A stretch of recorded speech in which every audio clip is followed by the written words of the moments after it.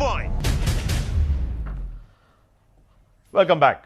ಇದು ಸಂವಿಧಾನಾತ್ಮಕ ವಿಷಯ. ತಾಂತ್ರಿಕಾಂಶಗಳು ಹಲವಾರು, ನಮಗೆ ಗೊತ್ತಿಲ್ಲದೆ ಇರುವಂಥ ಕಾನೂನಿನ ಆಯಾಮ ಷರತ್ತುಗಳು ಇದ್ದಾವೆ. ಒಂದಷ್ಟು ಸ್ಪಷ್ಟತೆ ನಮಗೆ ತಿಳಿದಿರೋ ಮಟ್ಟಕ್ಕೆ ತಗೊಂಡ್ಬಿಡೋಣ. ಅಶೋಕ್ ಹಾರ್ನಳ್ಳಿಯವರು ಸಂವಿಧಾನ ಅನ್ನೋ ವಿಷಯದಲ್ಲಿ ತಮ್ಮದೇ ಆದ ತಜ್ಞತೆ ಅನುಭವ ಹೊಂದಿರುವಂಥ ಅಶೋಕ್ ಹಾರ್ನಳ್ಳಿಯವರು ದೂರವಾಣಿ ಸಂಪರ್ಕದಲ್ಲಿ. ಸರ್ ನಮಸ್ಕಾರ, ನಿಖಿಲ್ ಮಾತಾಡ್ತೀನಿ. ನಮಸ್ಕಾರ ಸರ್, ಈಗ 2C 2D interim stay vacated. 2C 2D ಮಾಡ್ಬೋದು. ಸರ್ಕಾರ ಒಂದು ಅಂಡರ್ಟೇಕಿಂಗ್ ಕೊಟ್ಟಿದೆ, both the state and the centre. ನಾವು 2A ಮುಟ್ಟೋದಿಲ್ಲ, ಅದರಲ್ಲಿ ಇರೋರ್ನೂ ಮುಟ್ಟೋದಿಲ್ಲ, ಆ ಪ್ರಮಾಣನೂ ಬದಲಾಯಿಸೋದಿಲ್ಲ. 2C 2D. ಸರ್, ನನ್ನ ಪ್ರಶ್ನೆ ಇರೋದು 2A ಸಿಗುವಂಥ ಅನುಕೂಲಗಳು ಸವಲತ್ತುಗಳು 2Cಗೂ ಕೊಡಲಿಕ್ಕೆ ಸಾಧ್ಯನಾ? ಅಂದ್ರೆ ಈಗ ಅವರು ಈಗ ಯಾವುದೇ ಕಾರಣಕ್ಕೂ 50%ಗಿಂತ ಮೇಲೆ ಮೀಸಲಾತಿ ಜಾಸ್ತಿ ಮಾಡೋದಕ್ಕಾಗೋದಿಲ್ಲ. Then what do you say about Tamil Nadu sir? ಅಲ್ಲ, ಅದೇ ಹೇಳ್ತೀನಿ. ಅದರಲ್ಲಿ ವಿಶೇಷ ಸಂದರ್ಭಗಳಲ್ಲಿ ನೀವು ಮಾಡಬಹುದು. ಈಗಾಗಲೇ ನಮ್ಮಲ್ಲಿ 50%ಗಿಂತ ಜಾಸ್ತಿ ಆಗೋಗಿದೆ. ಈಗಾಗಲೇ ಸುಮಾರು ನನಗೆ ತಿಳಿದ ಮಟ್ಟಿಗೆ 56% ಆಗಿದೆ. ಯಾಕೆಂದ್ರೆ SC/STಗೆ ಜಾಸ್ತಿ ಮಾಡಿದ್ದಾರೆ. ಈಗ ಪ್ರಶ್ನೆ ಏನು ಅಂತ ಹೇಳಿದ್ರೆ, ಈಗ ಇವರಿಗೆ ಇನ್ನೂ ಹೆಚ್ಚು ಜಾಸ್ತಿ ಮಾಡೋದು ಹೇಗೆ ಅನ್ನೋದೊಂದು ಪ್ರಶ್ನೆ. ಚಿನ್ನಪ್ಪ ರೆಡ್ಡಿ ಅವರ ವರದಿಯಲ್ಲಿ ಈಗ ವೀರಶೈವರು ಅಥವಾ ಲಿಂಗಾಯತರಿಗೆ ಕೊಡಬೇಕು ಅನ್ನೋದ್ರ ಬಗ್ಗೆ ಏನೋ ಅದರಲ್ಲಿ ವರದಿಯಲ್ಲಿ ಏನೋ ಪರಿಗಣಿಸಿಲ್ಲ. ಆದ್ರೂ ಸಹ ಕೆಲವು ಮೀಸಲಾತಿಯನ್ನ ಕೊಟ್ಕೊಂಡು ಬಂದಿದ್ದಾರೆ.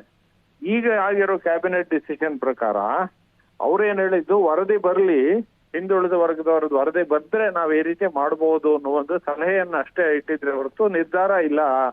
ಕ್ಯಾಬಿನೆಟ್ ಡಿಸಿಷನ್ ನಲ್ಲಿ ಯಾವುದೇ ನಿರ್ಧಾರ ಇಲ್ಲ. ಆದ್ರೂ ಸಹ ಏನೋ ಬದಲಾಯಿಸ್ಬಿಡ್ಬೋದು ಅಂತ ಹೇಳಿ ಕೋರ್ಟ್ ಹೋಗಿ ಯಥಾಸ್ಥಿತಿ ಕಾಪಾಡ್ಕೋಬೇಕು ಅನ್ನೋ ಒಂದು ಆದೇಶವನ್ನ ತಂದ್ರು. ಈಗ ಯಥಾಸ್ಥಿತಿ ಆದೇಶ ಮುಂದುವರಿದೇ ಹೋದ್ರು ಸಹ ಆ ರೀತಿ ನಿರ್ಣಯ ತಗೋಬೇಕು ಅಂತ ಹೇಳಿ ಕೋರ್ಟ್ನವ್ರು ಅನುಮತಿ ಕೊಟ್ಟಿದ್ದಾರೆ ಅಂತ ಹೇಳಿ ನಾವು ಭಾವಿಸೋದಕ್ಕಾಗೋದಿಲ್ಲ. ಆ ದೃಷ್ಟಿಯಲ್ಲಿ ಈಗ ತಕ್ಷಣವೇ ಒಂದು ದಿನದಲ್ಲಿ ಆದೇಶ ಮಾಡೋದಕ್ಕೆ ನನ್ನ ಪ್ರಕಾರ ಸಾಧ್ಯ ಇಲ್ಲ ಅಂತ ಹೇಳಿ ನನ್ನ ಅಭಿಪ್ರಾಯ. ಅಲ್ಲ ಸರ್, ಇದು ಆಗೋಗಿರೋ ನಿರ್ಧಾರನೇ ನಾಳೆ ಕ್ಯಾಬಿನೆಟ್ ನಡೆಯುತ್ತೆ. ಬಹುಶಃ this may be the last cabinet of this government ಈ ಅವಧಿಯಲ್ಲಿ. ಹಂಗಿದ್ದಾಗ ಒಂದು ನಿರ್ಧಾರ ಮಾಡಿಬಿಟ್ಬಿಡೋದಕ್ಕೇನು? ಅಂದ್ರೆ 2C 2D ಆಲ್ರೆಡಿ ಕ್ರಿಯೇಟ್ ಆಗ್ಬಿಟ್ಟಿದೆ ಪ್ರವರ್ಗಗಳು. ಇಲ್ಲ, ಆಗ ಅವ್ರು ಮಾಡಿರೋದು ನಿರ್ಧಾರ ಅಂತ ಏನೇ ಮಾಡ್ದಾಗಿಲ್ಲ. ಕ್ಯಾಬಿನೆಟ್ ಡಿಸಿಷನ್ ಅವತ್ ಪ್ರೊಸೀಡಿಂಗ್ಸ್ ನೋಡಿದಾಗ ಅವ್ರು ಈ ರೀತಿ ಮಾಡಬಹುದು ಅಂತ ಅಷ್ಟೇ ರೀತಿ ವಿಚಾರ ಮಾಡ್ತಾ ಮಂಡಿಸಿದ್ದಾರೆ. ಈಗ ಏನಾರು ಆಗ್ಲಿ ನಾವು ಮಾಡ್ಬಿಡ್ತೀವಿ, ಕಾನೂನು ವಿರೋಧ ಆದ್ರೂ ಪರವಾಗಿಲ್ಲ, ಚುನಾವಣೆ ದೃಷ್ಟಿಯಲ್ಲಿ ನಾವು ಮಾಡ್ತೀವಿ ಅಂದ್ರೆ ಏನೋ ಮಾಡೋದಕ್ಕಾಗೋದಿಲ್ಲ. ಆದ್ರೆ ನನ್ನ ಪ್ರಕಾರ ಕಾನೂನು ಪ್ರಕಾರವಾಗಿ ಈಗ ಮಾಡೋದಕ್ ಬರೋದಿಲ್ಲ. ಯಾಕೆ ಅಂತ ಹೇಳಿದ್ರೆ ಅವ್ರ ಹಿಂದೆ ಪ್ರಪೋಸ್ ಮಾಡಿದ್ದು EWS ಸ್ಕೀಮಲ್ಲೂ ನಾವು ಸ್ವಲ್ಪ ಭಾಗನ ತೆಗೆದು ಇವ್ರು ಕೊಡ್ತೀವಿ. ಯಾಕೆಂದ್ರೆ ಈಗಾಗಲೇ 55-56% ಆಗೋಗಿದೆ. ಇನ್ನೂ ಜಾಸ್ತಿ ಮಾಡಿದ್ರೆ ಕಾನೂನು ಇವರು ಸಿದ್ದರಾಮಯ್ಯನವರು 9th ಶೆಡ್ಯೂಲ್ ಅಲ್ಲಿ ಸೇರಿಸಬೇಕು ಅಂತ ಸಲಹೆ ಕೊಟ್ಟಿದ್ರು. ಹೌದು, ಅವ್ರಿಗೆ ಗೊತ್ತಿತ್ತು, ಯಾಕೆಂದ್ರೆ ಇದು ಕಾನೂನು ನಿಲ್ಲೋದು ಕಷ್ಟ ಅಂತ. ಈಗ ಅದನ್ನ EWS ಅಲ್ಲಿ 1% ಕೊಡೋದು, ಬೇರೆ ಸಮುದಾಯದವ್ರಿಗೆ 2% ಸಾಕು ಅನ್ನೋ ಒಂದು ಸಲಹೆನೂ ಇತ್ತು. ಇದು ಯಾವುದುವೇ ಕಾನೂನು ಪ್ರಕಾರ ಮಾಡೋದಕ್ಕೆ ಆಗೋದಿಲ್ಲ. ಇದು ಸುಮ್ಮನೆ ಎಲೆಕ್ಷನ್ಗೋಸ್ಕರ ಜನರಿಗೆ ಏನೋ ಒಂದು ರಿಸರ್ವೇಶನ್ ಬೆನಿಫಿಟ್ ಕೊಡ್ತೀವಿ ಅಂತ ಹೇಳಿ ಏನೋ ಒಂದು ಅಭಿಪ್ರಾಯ ಬರೋದಕ್ಕೋಸ್ಕರ ಮಾಡ್ಬೋದೇ ಹೊರತು, ಇದು ಈಗ ಮೀಸಲಾತಿ ಒಂದ್ ಕಡೆ ಮೀಸಲಾತಿನೂ ಕೊಡೋದು, ಇನ್ನೊಂದ್ ಕಡೆ EWS ಅಲ್ಲೂ ಕೊಡೋದು. ಕರ್ನಾಟಕದ ಜನಸಂಖ್ಯೆಯ ಒಂದು ವಿಂಗಡಣೆ ಮಾಡಿದ್ರೆ ಈ ಮೀಸಲಾತಿಯ ವ್ಯವಸ್ಥೆಯಿಂದ ಹೊರಗುಳ್ಕೊಂಡಿರುವಂತ ಸಮುದಾಯಗಳನ್ನ ಇಟ್ಕೊಂಡ್ರೆ ಅದು ಬ್ರಾಹ್ಮಣರು ಅಂತ ಹೇಳಿ ಸರ್, ಅಲ್ಲಿಗೆ ಒಂದು 3.5% ಪಾಪ್ಯುಲೇಷನ್. ಸರ್ಕಾರದ ಚಿಂತನೆ ಈ ರೀತಿ ಇರ್ಬಹುದಾ ಅಂತ ಕೇಳ್ತಿದ್ದೀನಿ ಸರ್. 4% ಅದಕ್ಕಿಟ್ಟು ಉಳಿದಿರೋ 6% ಇದೆಯಲ್ಲ EWS ಅಲ್ಲಿ, ಇದನ್ನ ರೀಡಿಸ್ಟ್ರಿಬ್ಯೂಟ್ ಮಾಡಿ 2C ಮತ್ತೆ 2D ನಡುವೆ ಕೊಟ್ರೆ, 2Cಗೆ ಒಂದಷ್ಟು 2Dಗೆ ಒಂದಷ್ಟು ಕೊಟ್ರೆ ಆ ರೀಡಿಸ್ಟ್ರಿಬ್ಯೂಷನ್ ಮೆಕ್ಯಾನಿಸಮ್ ಕಾನೂನಾತ್ಮಕವಾಗಿ ಕರೆಕ್ಟ್ ಇದೆಯಾ ಅಂತ. ಅದು ಸರ್ವತಾ ತಪ್ಪು.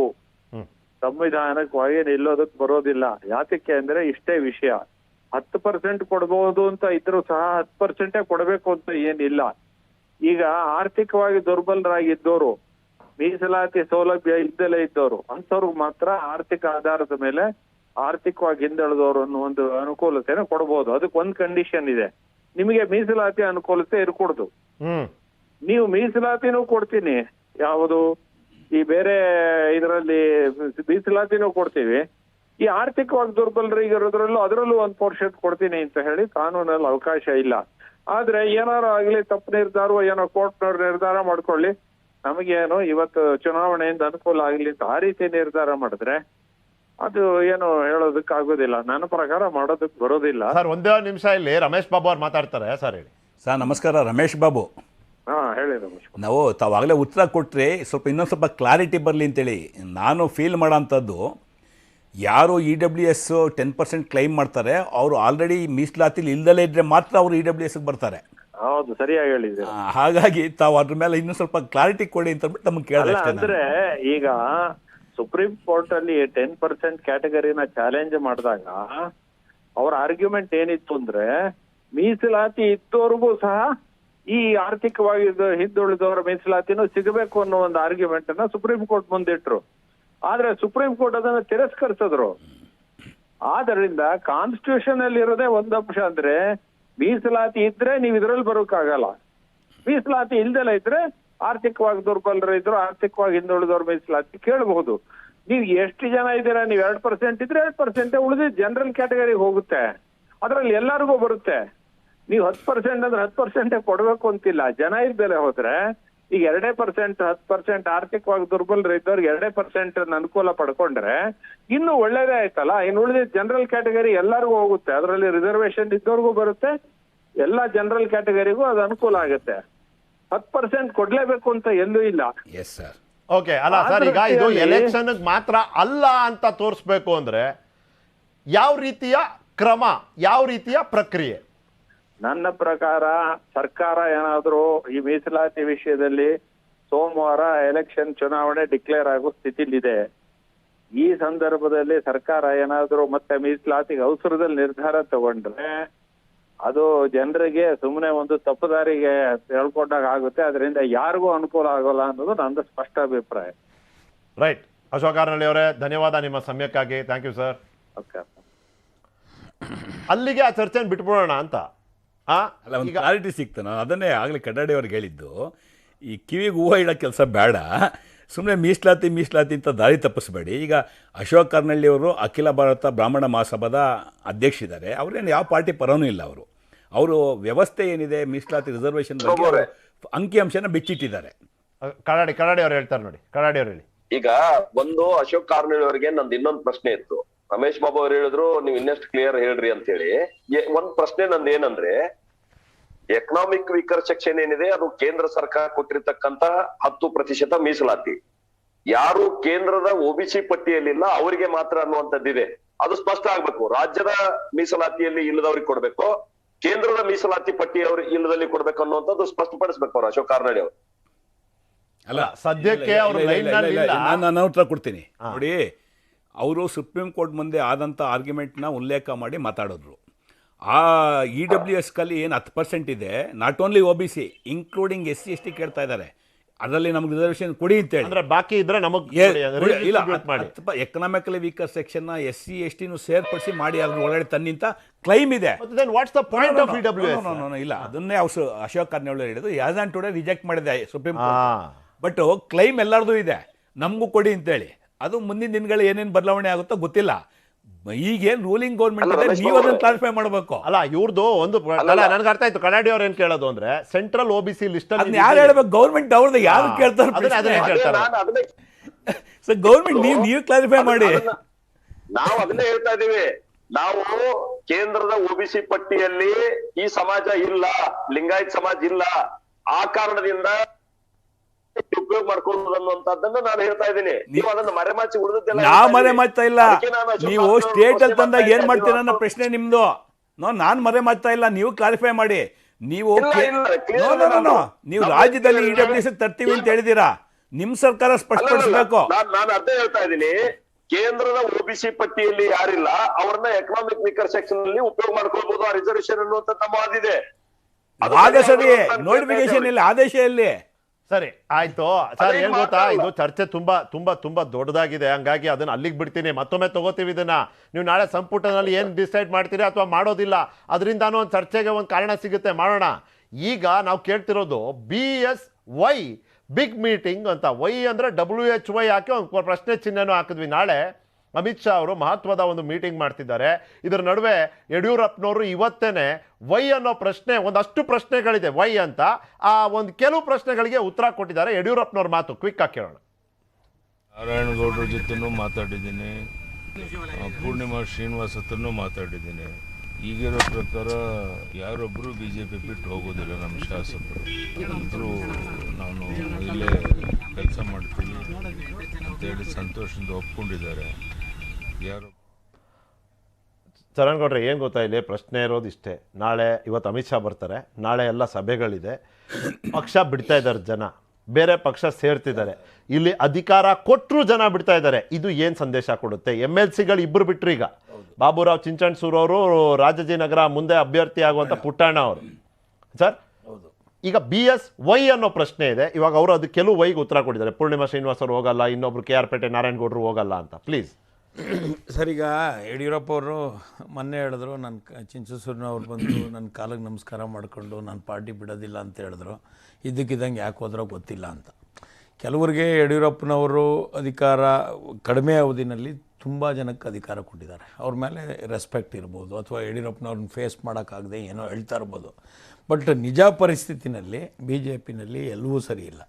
ಮೋದಿಯವ್ರು ಬರಲಿ, ಅಮಿತ್ ಶಾ ಅವ್ರು ಬರಲಿ, ಇನ್ನೊಬ್ಬರು ಬರಲಿ, BJP ಇನ್ನೊಂದು 10-15 ದಿನದಲ್ಲಿ ಅದೆಲ್ಲ ಡಿಸೈಡ್ ಆಗ್ತದೆ ಯಾರ್ಯಾರು ಬಿಡಬೇಕು ಅಂತ. ನಾರಾಯಣಗೌಡರು ಬಿಡಬೇಕು 10 ದಿನ ಅಂದ್ರೆ ನೀವು ಅಲ್ಲಿ ಮಂಡೇ ಅನೌನ್ಸ್ ಆದ್ರೆ ಬರೋ ವಾರದಲ್ಲೇನೆ ಡಿಸೈಡ್ ಆಗ. ಹೌದು, ಇನ್ನೇನು ಅಲ್ಲ, ಈಗೇನೋ ಇಲ್ಲ ಸರ್, 3ನೇ ತಾರೀಕಿಗೆ ಕೋಡ್ ಆಫ್ ಕಂಡಕ್ಟ್ ಮಾಡಬೇಕು ಅಂತ ಇದ್ದಾರಂತೆ. ಮೋದಿ ಅವ್ರದ್ದು ಇನ್ನೊಂದು 1-2 ಕಾರ್ಯಕ್ರಮಗಳೇನೋ ಇದೆ ಅಂತ ನಮಗೆ ಬಂದಿರೋ ಮಾಹಿತಿ ಪ್ರಕಾರ. 27ಕ್ಕೆ ಮಾಡಲ್ಲ, 3ನೇ ತಾರೀಕಿಗೆ ಮಾಡ್ತಾರೆ. ಆ ಪೀರಿಯಡಲ್ಲಿ ಸೋಮಣ್ಣವ್ರು ಏನು ಮಾಡ್ತಾರೆ, ನಾರಾಯಣಗೌಡರು ಏನು ಮಾಡ್ತಾರೆ, ಮತ್ತು ಪೂರ್ಣಿಮಾ ಅವ್ರು ಏನು ಮಾಡ್ತಾರೆ, ಆ ಥರ ಒಂದಷ್ಟು ಲಿಸ್ಟ್ ಇದೆ. ಬಟ್ BJP ಬಿಡೋದಕ್ಕೆ ಮಾನಸಿಕವಾಗಿ ಒಂದಷ್ಟು ಜನ ಸಜ್ಜಾಗಿದ್ದಾರೆ. ಯಾಕೆ ಅಂದರೆ BJPಯ ಸಿದ್ಧಾಂತ ಒಪ್ಕೊಂಬಂದವರಲ್ಲ, ಯಡಿಯೂರಪ್ಪನವರು ಕೊಡೋಂಥ ಅಧಿಕಾರ ಒಪ್ಕೊಂಬಂದವರು ಇವತ್ತು ಜಾಸ್ತಿ ವರ್ಗ ಅಲ್ಲಿ BJPನಲ್ಲಿರೋದು. BJPಯ ಸಿದ್ಧಾಂತ ಒಪ್ಕೊಂಬಂದಿರೋರೆಲ್ಲ ಖಾಲಿ ಕೈಯಲ್ಲೇ ಕೂತ್ಕೊಂಡಿದ್ದಾರೆ. ಅವ್ರ ಅಧಿಕಾರ ಇರಲಿ ಇಲ್ಲದೆ ಇರಲಿ ಗೆಲ್ಲಲಿ ಅವ್ರು ಅಲ್ಲಿ ಇರ್ತಾರೆ. ನಾವೇನು BJP ಸಿದ್ಧಾಂತ CT ರವಿ ಅವ್ರು ಬಂದುಬಿಡ್ತಾರೆ, ಲಿಂಬಾವಳಿ ಬಂದುಬಿಡ್ತಾರೆ ಅಂತ ಎಲ್ಲ ಹೇಳಲ್ಲ. BJPಗೆ ದುಡ್ದವರು, ಅವತ್ತು ಕರಸೇವೆ ಮಾಡಿದವರು ಎಲ್ಲರೂ ಖಾಲಿ ಕೈಯಲ್ಲಿ ಕೂತ್ಕೊಂಡಿದ್ದಾರೆ. ಯಾರ್ಯಾರು BSY ನಂಬ್ಕೊಂಬಂದಿದ್ರು, ಅಧಿಕಾರನ ಎಂಜಾಯ್ ಮಾಡಿದ್ರು, ಅವ್ರದ್ದು ಪೀರಿಯಡ್ ಮುಗಿದಿದೆ. ಅವ್ರು ಇವಾಗ ಹುಡುಕ್ತಾ ಇದ್ದಾರೆ ಎಲ್ಲಿ ಹೋಗ್ಬೇಕು, ಎಲ್ಲಿ ಬರಬೇಕು. ಆಯ್ತು, ಲಾಸ್ಟ್ ಟೈಮ್ ಸೋಮಣ್ಣ ಅವ್ರ ಮನೆಗೆ ಹೋದ್ರು ಸರ್ ಅಮಿತ್ ಶಾ ಅವರು, ನಾಳೆ ಯಡಿಯೂರಪ್ಪನವ್ರ ಮನೆಗೆ ಹೋಗ್ತಿದ್ದಾರೆ. ಓಕೆ, ಏನು ಸಂದೇಶ? ಲಾಸ್ಟ್ ಟೈಮ್ದೇನು ಈ ಟೈಮ್? ಈಗ BSY ಅವರು ಇಲ್ಲಿ ಕಂಟ್ರೋಲ್ ಮಾಡಬೇಕಾದ್ರೆ ಈ ಟೀಮ್ ಫುಲ್ಲು BSY ಟೀಮ್. ಇದು BSY ಅವರೇ ಕಂಟ್ರೋಲ್ ಮಾಡಬೇಕು. ಇಲ್ಲಿ ಬೊಮ್ಮಾಯ, ಚಿಕ್ಕನಾಯಕನಹಳ್ಳಿ ಕಿರಣ್ ಹೌದು, ಹಿರೇಕೆರೂರು UB ಬಣಕರ್ ಇವ್ರನ್ನ ಯಾರನ್ನೂ ಕಂಟ್ರೋಲ್ ಮಾಡೋಕ್ಕೆ ಆರ್ ಅಶೋಕ್ಕಾಗಲಿ, CT ರವಿಗಾಗಲಿ, ಇನ್ನೊಬ್ರಿಗಾಗಲಿ ಕಂಟ್ರೋಲ್ ಇಲ್ಲ. ಅಟ್ ದಿ ಮೋಸ್ಟ್ ಯಾರಾದರೂ ಕಂಟ್ರೋಲ್ ಮಾಡೋಂಗಿದ್ರೆ, ಡ್ಯಾಮೇಜ್ ಕಂಟ್ರೋಲ್ ಮಾಡೋಂಗಿದ್ರೆ BSY ಮಾಡ್ಬೋದು, ಯಾಕಂದರೆ ಅವ್ರಿಗೆ ಅದಿದೆ. ಬಟ್ ಜನರಿಗೆ ಏನು ಹೇಳೋದು ಅಂದರೆ, ನೀವೇ ಅಧಿಕಾರದಲ್ಲಿಲ್ಲ, ನಮಗೆ ಮುಂದೆ ಈ ಎಂಜಾಯ್ಮೆಂಟ್ ಸಿಗ್ತದ ಅಂತ. ನಾಳೆ ಬೆಳಗ್ಗೆ BSY ಇಲ್ಲದೆ ಇರೋಂಥ ಸರ್ಕಾರ ಬಂದ್ಬಿಡ್ತು ಅಂದ್ಕೊಳೋಣ, ಇವರೆಲ್ಲ ಅದೇ ಸೀಟಲ್ಲಿ ಇರ್ತಾರ, ಕೊನೆ ಸೀಟಲ್ಲಿ ಇರ್ತಾರ ಅಂತ ಅವ್ರಿಗೂ ಭವಿಷ್ಯ ಗೊತ್ತಿದೆ BJPನಲ್ಲಿ. ಹೀಗಾಗಿ BSY ಚರಣ್ಗೌಡ್ರೆ, ಯಡಿಯೂರಪ್ಪ ನಂಬ್ಕೊಂಡ್ ಬಂದಿದ್ವಿ ಅಷ್ಟೇ, ಯಡಿಯೂರಪ್ಪನವ್ರ ಪಾತ್ರ ಸೀಮಿತ ಅಲ್ಲ, ಕೊನೆ ಆಗಿದೆ, ನಮ್ದು ಇಲ್ಲಿ ಕೊನೆ ಆಗುತ್ತೆ ಅಂತ ಗೊತ್ತಾಯ್ತು ಅಷ್ಟೇ. ನೆಕ್ಸ್ಟ್ ಯಾರು ಬರ್ತಾರೆ ಇಲ್ಲಿ? ಅಕಸ್ಮಾತ್ ಸರ್ಕಾರ ಬಂದ್ರೆ ಯಾರ್ಯಾರು ಬರ್ತಾರೆ, ನಮ್ಮನ್ನ ಯಾವ ಸೀಟಲ್ಲಿ ಕೂರಿಸ್ಬೋದು ಅಂತ ಅವ್ರಿಗೆ ಮನವರಿಕೆ ಆಗಿದೆ. ಬಂದ್ರು ಕೆಲಸ ಮುಗಿತು, ಹೊರಡ್ತಾ ಇದ್ದಾರೆ BJP. ಅಲ್ಲ, ರಮೇಶ್ ಬಾಬು ಅವ್ರ ವಿಶ್ಲೇಷಣೆ, ನಾಳೆ ಅಮಿತ್ ಶಾ ಅವ್ರು ಬರ್ತಿದ್ದಾರೆ, ಪರಿಹಾರದ ಸೂತ್ರ, ಪಕ್ಷಕ್ಕೆ ಸೂಚನೆ, ಒಂದು ರೀತಿಯಲ್ಲಿ ಪುಷ್ಟಿ ನೀಡುವಂಥ ಒಂದು ಭೇಟಿ ಆಗುತ್ತೆ. ಇದು ಬೇರೆ ಬೇರೆ ರೀತಿಯ ತಂತ್ರಗಳನ್ನ ರೂಪಿಸ್ತಾರೆ, ಇದೆಲ್ಲ ನಿರೀಕ್ಷೆ ಇದೆ. ವಿರೋಧ ಪಕ್ಷ ನೀವಿದ್ದೀರಿ, ನೀವು ಕೂಡ ತಂತ್ರ ರೂಪಿಸೋದ್ರಲ್ಲಿ ನಿರತರಿದ್ದೀರಿ. ನಾಳೆ ಭೇಟಿ ಬಗ್ಗೆ ನೀವೇನು ಹೇಳ್ತೀರಿ? ಯಡಿಯೂರಪ್ಪನವ್ರ ಮನೆಗೆ ಹೋಗ್ತಿರೋದ್ರ ಬಗ್ಗೆ ನೀವೇನು ಹೇಳ್ತೀರಿ? ಚರಣ್ಗೌಡರು JDS ಪರವಾಗಿ ಕೊಟ್ಟಂಥ ಅನಿಸಿಕೆ, ಅಭಿಪ್ರಾಯನ ಒಪ್ಕೊಂಡು ಮುಂದಕ್ಕೆ ಮಾತಾಡ್ತೀನಿ ನಾನು. ಅವ್ರು ಹೇಳಿದ ಅಷ್ಟು ಅಂಶಗಳು ಸರಿ ಇದೆ. ಅದರ ಜೊತೆಗೆ ಕರ್ನಾಟಕ ರಾಜಕಾರಣದಲ್ಲಿ ಸನ್ಮಾನ್ಯ ಯಡಿಯೂರಪ್ಪನವ್ರದ್ದು 2 ಇನ್ನಿಂಗ್ಸು. ಮೊದಲು ಅವರು 3 ವರ್ಷ CM ಆಗಿದ್ದು 1 ಇನ್ನಿಂಗ್ಸು, ಈಗ 2ನೇ ಸಲ CM ಆಗಿ ಸುಮಾರು 2 ವರ್ಷ ಇದ್ದಂಥದ್ದು 2nd ಇನ್ನಿಂಗ್ಸು. 2 ಸಂದರ್ಭಗಳಲ್ಲಿ ಕರ್ನಾಟಕದಲ್ಲಿ ಭಾರತೀಯ ಜನತಾ ಪಕ್ಷ ಬೆಳೆಯೋದಕ್ಕೆ ಯಡಿಯೂರಪ್ಪನವರೇ ಕಾರಣನ ಸತ್ಯ ಒಪ್ಕೊಂಡು ಸಹ ಭಾರತೀಯ ಜನತಾ ಪಕ್ಷ ಅವನ್ನ ಗೌರವಯುತವಾಗಿ ನಡೆಸ್ಕೊಳ್ಳಿಲ್ಲ. ಮೊದಲನೇ ಇನ್ನಿಂಗ್ಸಲ್ಲಿ ಅವರು, ಇವಾಗ ನಾಳೆ ಹೋದ್ರೆ ಗೌರವ ಅಲ್ವಾ ಸರ್? ಅದನ್ನು ಹೇಳ್ತೀನಿ, ಗೌರವ ಕಾರಣಕ್ಕೆ ಬರ್ತೀನಿ. ಮೊದಲನೇ ಇನ್ನಿಂಗ್ಸಲ್ಲಿ ಅವರು ಕಣ್ಣಲ್ಲಿ ನೀರು ಹಾಕ್ಕೊಂಡು ನನ್ನ ಸ್ವಪಕ್ಷದವರೇ ನನ್ನನ್ನು ಜೈಲಿಗೆ ಕಳಿಸೋರು ಅಂತೇಳಿ KJP ಮಾಡಿದ್ರು. ಇದು ಓಪನ್ ಸೀಕ್ರೆಟ್, ಅದೇನು ತೆರೆದ ಪುಸ್ತಕ, ಅದ್ರ ಬಗ್ಗೆ ಚರ್ಚೆ ಬೇಡ. ಎರಡನೇ ಇನ್ನಿಂಗ್ಸಲ್ಲಿ 3 ದಿನಾಂಕಗಳನ್ನ ಕರ್ನಾಟಕ ರಾಜಕೀಯ ಇತಿಹಾಸದಲ್ಲಿ ಭಾರತೀಯ ಜನತಾ ಪಕ್ಷದ ಮಿತ್ರರು, ಅವರು ಅಮಿತ್ ಶಾ ಇರ್ಬೋದು, ನಡ್ಡಾ ಇರ್ಬೋದು, ಸಂತೋಷ್ ಜಿ ಇರ್ಬೋದು, ಇವರೆಲ್ಲ ದಾಖಲು ಮಾಡಿಬಿಟ್ಟಿದ್ದಾರೆ. ಒಂದು ಜುಲೈ 25, 2021, ಆವತ್ತು ಸನ್ಮಾನ್ಯ ಯಡಿಯೂರಪ್ಪನವರು ಕಣ್ಣಲ್ಲಿ ನೀರು ಹಾಕ್ಕೊಂಡು ಮುಖ್ಯಮಂತ್ರಿ ಪದವಿಗೆ ರಾಜೀನಾಮೆ ಕೊಟ್ಟರು. ಹಾಗಾಗಿ ಅದು ಒಂದು ದಾಖಲೆಯ ದಿನಾಂಕ. ಎರಡನೇದು ಆಗಸ್ಟ್ 3, ದಾವಣಗೆರೆ, ಸನ್ಮಾನ್ಯ ಸಿದ್ದರಾಮಯ್ಯನವರ ಜನ್ಮ ಮಹೋತ್ಸವ, ಅಮೃತ ಮಹೋತ್ಸವ ಕಾರ್ಯಕ್ರಮದ 2ನೇ ದಿನಾಂಕ. ಯಾಕೆಂದರೆ ಅದಾದಮೇಲೆ BJP ಹುಡುಕೊಂಡಿದ್ದು ಯಡಿಯೂರಪ್ಪನವ್ರು ಬಿಟ್ಟರೆ ನಾವು ಇಲ್ಲಿ ಪಕ್ಷದಲ್ಲಿ ಅಸ್ತಿತ್ವ ಇಲ್ಲ ಕರ್ನಾಟಕದಲ್ಲಿ ಅಂತೇಳಿ ಮನವರಿಕೆ ಆಗಿದ್ದು ಆಗಸ್ಟ್ 3ನೇ ತಾರೀಕು BJP ನಾಯಕರಿಗೆ, ರಾಷ್ಟ್ರೀಯ ನಾಯಕರಿಗೆ. ಮೂರನೇದು ಫೆಬ್ರವರಿ 22, 2023, ಕರ್ನಾಟಕದ ವಿಧಾನಸಭೆಯ ಅಧಿವೇಶನದಲ್ಲಿ. ಇದು ನನ್ನ ಕೊನೆಯ ಭಾಷಣ, ನಾನಿನ್ನು ವಿಧಾನಸಭೆ ಒಳಗಡೆ ಪ್ರವೇಶ ಮಾಡಲ್ಲ, ನನಗೆ ಇದುವರೆಗೂ ಸಹಕಾರ ಕೊಟ್ಟಿದ್ದಕ್ಕೆ ಧನ್ಯವಾದಗಳು ಅಂತೇಳಿ ಏನು ಅವ್ರು ಭಾಷಣ ಮಾಡಿದ್ರು, ಆ ಭಾಷಣದವರೆಗೂ ಕಾಯ್ತಾ ಇದ್ರು. BJP ಯಾರ್ಯಾರು ಯಡಿಯೂರಪ್ಪನ ವಿರೋಧ ಮಾಡ್ತಾರೆ ಅವರೆಲ್ಲ, including Nalin Kumar Kateel, including CT Ravi, including mister KS Eshwarappa, including mister Santosh, ಎಲ್ಲರೂ ಸಹ ಕಾಯ್ತಾ ಇದ್ರು. ಅವ್ರು ಯಾವಾಗ ಫೆಬ್ರವರಿ 22ನೇ ತಾರೀಕು ನಾನು ಮತ್ತೆ ವಿಧಾನಸಭೆ ಪ್ರವೇಶ ಮಾಡಲ್ಲ ಅಂತ ಹೇಳಿದ್ರು, ಮಾರನೇ ದಿನದಿಂದ ಯಡಿಯೂರಪ್ಪ ನಮ್ಮ ನಾಯಕ ಅಂತ ಹೇಳಕ್ಕೆ ಸ್ಟಾರ್ಟ್ ಮಾಡಿದ್ರು. ಅಲ್ಲಿವರೆಗೂ ಇದೇ ಅಮಿತ್ ಶಾ ಅವರು ದಾವಣಗೆರೆಗಳು ಬಂದು ನೆಕ್ಸ್ಟ್ ವಿಧಾನಸಭಾ ಚುನಾವಣೆನ ಬಸವರಾಜ ಬೊಮ್ಮಾಯಿ ನಾಯಕತ್ವದಲ್ಲಿ ಮಾಡ್ತೀವಿ ಅಂತ ಘೋಷಣೆ ಮಾಡಿಬಿಟ್ಟು ಹೋದ್ರು ನೇರವಾಗಿ. ಆಮೇಲೆ ಯಾವಾಗ ಆಗಸ್ಟ್ 3ನೇ ತಾರೀಕು ಸಿದ್ದರಾಮಯ್ಯವ್ರ ಕಾರ್ಯಕ್ರಮ 15 ಲಕ್ಷ ಜನ ಸೇರಿದ್ರು, ಆವತ್ತು ಯಡಿಯೂರಪ್ಪನ ಕರೆಸ್ಕೊಂಡ್ರು ಬನ್ನಿ ಅಂತೇಳಿ ಡೆಲ್ಲಿಗೆ. ಆಮೇಲೆ ಅವ್ರಿಗೆ ಎಲೆಕ್ಷನ್ ಕಮಿಷನ್ನು ಅವಕಾಶ ಕೊಟ್ಟಿದ್ದು ಕಮಿಟಿ ಮೆಂಬರ್ ಆಗಿ. ಇವತ್ತಿಷ್ಟೆಲ್ಲ ಕೊಟ್ಟರು. ಯಡಿಯೂರಪ್ಪನವ್ರ ಅಸಹಾಯಕತೆ ಎಷ್ಟಿದೆ ಅಂದರೆ, ಬಂದಂಥ ನಾಯಕರೊಳಗೆ ಅವರ ಕಟ್ಟ ಬೆಂಬಲಿಗರಿಗೆ ನಿಮ್ಮ ದಾರಿ ನೀವು ನೋಡ್ಕೊಳ್ಳಿ ಅಂತೇಳಿ ಅವರೇ ಸೂಚನೆ ಕೊಟ್ಟವ್ರೆ. ಅದೇ ಕಾರಣಕ್ಕೆ ನಿಮಗೆ ಬಣ್ಕಾರ್ರವರು, ಇವತ್ತೇನು ಹಿರೇಕೆರೂರು ಮಾಜಿ ಶಾಸಕರಂಥ ಬಣ್ಕಾರ್ರವರು ಇವತ್ತು BJPಗೆ ರಾಜೀನಾಮೆ ಕೊಟ್ಟು ಕಟ್ಟಾ ಬೆಂಬಲಿಗರು ಯಡಿಯೂರಪ್ಪನವ್ರಿಗೆ ಕಾಂಗ್ರೆಸ್ಗೆ ಬಂದರು. ಇವತ್ತು ಚಿಕ್ಕಮಂಗ್ಳೂರು ತಮ್ಮಯ್ಯ, CT ರವಿ ರೈಟ್ ಹ್ಯಾಂಡು, ಅವ್ರು ಯಾವ ಕಾರಣಕ್ಕೆ ಇವತ್ತು ಅವರು ಸಹ ಯಡಿಯೂರಪ್ಪನವ್ರು ರೈಟ್ ಹ್ಯಾಂಡು, ಅವರು ಸಹ ಸಮುದಾಯದವರು ಬಂದರು. ಲಿಂಬಿಕಾಯಿ, ಹುಬ್ಳಿಯ ಮೋಹನ್ ಲಿಂಬಿಕಾಯಿರವರು ಕಟ್ಟಾ ಬೆಂಬಲಿಗರು ವಾಜಪೇಯಿ ಇವರಿಗೆ ಯಡಿಯೂರಪ್ಪನವರಿಗೆ, ಅವರು ಸಹ ಇವತ್ತು ರಾಜೀನಾಮೆ ಕೊಟ್ಟು ಕಾಂಗ್ರೆಸ್ ಪಾರ್ಟಿಗೆ ಬಂದರು. ಕಿರಣ್ ಕುಮಾರ್ ಅವರು ಮಾಜಿ ಶಾಸಕರು, ಜಿಲ್ಲಾ BJP ಅಧ್ಯಕ್ಷ ಆಗಿದ್ದಂಥವ್ರು, ಇವತ್ತು ಯಾವ ಕಾರಣಕ್ಕೆ ಅವರು ಕಾಂಗ್ರೆಸ್ಗೆ ಬಂದರು? ಯಾರು ಅನುಯಾಯಿಗಳವರು? ಸನ್ಮಾನ್ಯ ಯಡಿಯೂರಪ್ಪನವರ ಅನುಯಾಯಿಗಳು. ಯಡಿಯೂರಪ್ಪನವರು ಅವ್ರನ್ನ ಮನೆಗೆ ಕರೆಸ್ಕೊಂಡು ಕಿರಣ್ ಕುಮಾರ್ ನಾನೇನು ಸಹಾಯ ಮಾಡೋಕ್ಕಾಗಲ್ಲಪ್ಪ, ನಿನ್ನ ದಾರಿ ನೀನು ನೋಡ್ಕೊಂಡ್ಮೇಲೆ ಅವ್ರು ಬಿಟ್ಟು ಇವತ್ತು ಕಾಂಗ್ರೆಸ್ಗೆ ಬಂದಂಥದ್ದು. ಇಂತಹ ಅಸಹಾಯಕ ಪರಿಸ್ಥಿತಿಯನ್ನು ನಿರ್ಮಾಣ ಮಾಡಿರ್ತಕ್ಕಂಥದ್ದು ಇದೇ ಅಮಿತ್ ಶಾ ರವರು. ಯಡಿಯೂರಪ್ಪನವ್ರು ಏನಾದ್ರು ಇವತ್ತು ನಿಸ್ಸಹಾಯಕರಾಗಿದ್ದಾರೆ ಕರ್ನಾಟಕ BJP ರಾಜಕಾರಣದಲ್ಲಿ, ಕರ್ನಾಟಕ ರಾಜಕಾರಣದಲ್ಲಿ ಅಂದರೆ ಅದಕ್ಕೆ ಮೂಲ ಕಾರಣ ಅಮಿತ್ ಶಾ ರವರು. ಇದೇ ಭಿನ್ನಾಭಿಪ್ರಾಯ ಬೆಳೆಸೋದಕ್ಕೆ ಅವರು ಸೋಮಣ್ಣವ್ರ ಮನೆಗೆ ಹೋಗಿದ್ದು. ಇವತ್ತು ಸೋಮಣ್ಣ ಪಾರ್ಟಿ ಬಿಡ್ತಾರೆ ಅಂದರೆ ಅವ್ನು ಕರ್ಸ್ಕೊಂಡು ಮಾತಾಡ್ತಾರೆ. ಇವತ್ತು ಇವ್ರದ್ದು ಶಕ್ತಿ ಕುಂದಿಸ್ಬಿಟ್ಟು ಯಡಿಯೂರಪ್ಪನವ್ರದ್ದು ಅವ್ರ ಮನೆಗೆ ಊಟಕ್ಕೆ ಹೋಗ್ತಾರೆ ಅಥವಾ ತಿಂಡಿಗೆ ಹೋಗ್ತಾರೆ. ಇವೆಲ್ಲ ಏನೂ ನಡೆಯೋದಿಲ್ಲ. ಜನ ಭಾಳ ಬುದ್ಧಿವಂತಿಕೆಯಿಂದ ಗಮನಿಸ್ತಾ ಇದ್ದಾರೆ. ಇವತ್ತು ಗುಲ್ಬರ್ಗಾದ ಚಿಂಚಿನ್ಸೋರವ್ರು ಇರ್ಬೋದು, MLC ಪುಟ್ಟಣ್ಣವ್ರು ಇರ್ಬೋದು, ಇನ್ನೂ 4ರಿಂದ 5 ಜನ BJP ಶಾಸಕರು ರಾಜೀನಾಮೆ ಕೊಟ್ಟು ಇನ್ನು ಕೆಲವೇ ದಿನಗಳಲ್ಲಿ ಕಾಂಗ್ರೆಸ್ ಪಕ್ಷಕ್ಕೆ ಬರ್ತಾ ಇದ್ದಾರೆ.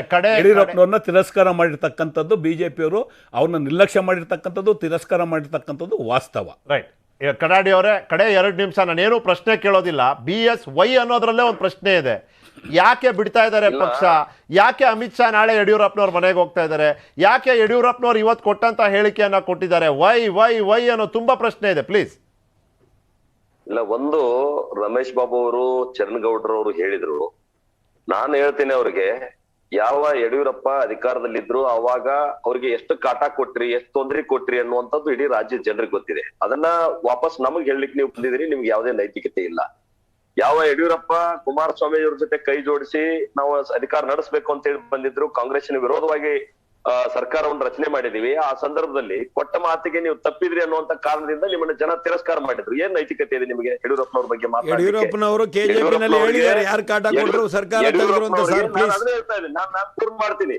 ಯಡಿಯೂರಪ್ಪನವರಿಗೆ ನಮ್ಮ ಇಷ್ಟೊಂದು ವಯಸ್ಸಾದ್ರೂ ಕೂಡ ಅವ್ರ ಅನುಭವವನ್ನ, ಅವರ ಸಂಘಟನಾ ಚಾತುರ್ಯವನ್ನ ಬಳಸ್ಕೊಳ್ಬೇಕಂತ ಹೇಳಿನೇ ರಾಷ್ಟ್ರೀಯ ಮಟ್ಟದಲ್ಲಿ ಅವರಿಗೆ ಒಂದು ಸ್ಥಾನಮಾನವನ್ನ ನಮ್ಮ ಪಕ್ಷ ಕೊಟ್ಟಿದೆ ಮತ್ತು ಅವರ ಮಾರ್ಗದರ್ಶನದಲ್ಲಿ ನಾವು ಚುನಾವಣೆಯನ್ನ ಮಾಡ್ತಾ ಇದ್ದೀವಿ. ಅದ್ರ ಬಗ್ಗೆ ಮತ್ತು ಸ್ವತಃ ಯಡಿಯೂರಪ್ಪನವರು ನನಗೆ ಇಡೀ ದೇಶದಲ್ಲಿ ಕೊಡಲಾರದಷ್ಟು ಗೌರವವನ್ನ ಸನ್ಮಾನ್ಯ ಮೋದಿ ಅವರು, ಅಮಿತ್ ಶಾ ಅವರು ಪಕ್ಷ ನನಗೆ ಕೊಟ್ಟಿದೆ. ನಾನು 4 ಬಾರಿ ಮುಖ್ಯಮಂತ್ರಿಯಾಗಿ ಕೆಲಸವನ್ನ ಮಾಡಿದ್ದೇನೆ. ಮತ್ತೊಂದ್ಸಲ ರಾಜ್ಯದಲ್ಲಿ 150 ಸೀಟುಗಳನ್ನು ಗೆಲ್ಲೋದ್ರ ಮುಖಾಂತರ ಆಡಳಿತ ನಡೆಸ್ತೀವಿ ಅಂತ ಹೇಳಿದ್ದಾರೆ. ಇದು ಒಂದು. ಕೆಲವು ಜನ ಏನ್ ಬಿಡ್ತಾ ಇದ್ದಾರೆ ಪ್ರತಿ ಚುನಾವಣೆಯಲ್ಲಿ ಇರ್ತದೆ. ಯಾರು ಭಾರತೀಯ ಜನತಾ ಪಾರ್ಟಿ ಇದು ಕೇಡರ್ ಬೇಸ್ ಪಾರ್ಟಿ, ಲೀಡರ್ಗಳನ್ನ ನಂಬ್ಕೊಂಡಿರುವಂತ ಪಾರ್ಟಿ ಅಲ್ಲ. ಹೀಗಾಗಿ ಕಾರ್ಯಕರ್ತರ ತಂಡ ಇದೆ, ಅದನ್ನ ಸಮರ್ಥವಾಗಿ ಎದುರಿಸ್ತದೆ. ಆ ಕ್ಷೇತ್ರಗಳಲ್ಲಿ ಕೂಡ ನಾವು ಚುನಾವಣೆಯಿಂದ ಗೆಲ್ತೀವಿ ಅನ್ನೋತಕ್ಕಂಥ ಆತ್ಮವಿಶ್ವಾಸ ನಮಗಿದೆ. ಅಲ್ಲ, ನೀವು ಹೇಳಿದಿರಿ, ನನ್ನ ಹತ್ರ ಸಮಯ ಆಯ್ತಿದ್ದಷ್ಟೇ. ನಾಳೆ ಅಮಿತ್ ಶಾ ಅವ್ರು ಬಂದ್ಮೇಲೆ ಮತ್ತೊಮ್ಮೆ ಚರ್ಚೆ ಮಾಡ್ತೀವಿ. ಹಂಗಾಗಿ ಅದನ್ನು ಇವತ್ತಿಗೆ ಇಲ್ಲೇ ಬಿಡ್ತೀನಿ. ನನ್ನೆಲ್ಲ ಅತಿಥಿಗಳಿಗೆ ಧನ್ಯವಾದಗಳು ನಿಮ್ಮ ಸಮಯಕ್ಕಾಗಿ. Thank you. ಇದಾಗಿತ್ತು ಇವತ್ತಿನ ಟು ದ ಪಾಯಿಂಟ್. ನೋಡ್ತೀರಿ ನ್ಯೂಸ್ 18, ಜಾಲ ನಮ್ಮದು, ಬಲ ನಿಮ್ಮದು.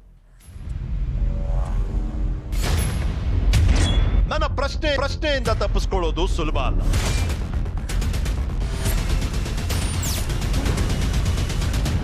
To the point.